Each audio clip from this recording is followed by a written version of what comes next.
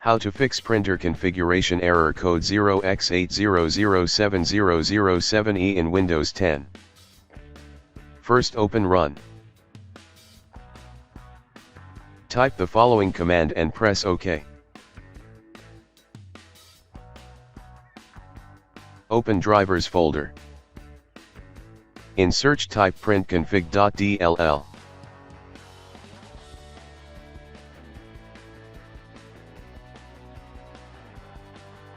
Copy printconfig.dll.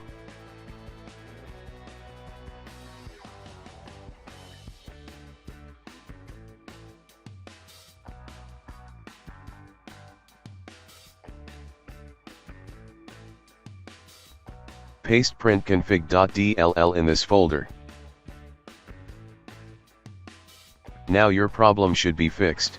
Thanks for watching, like and subscribe my channel.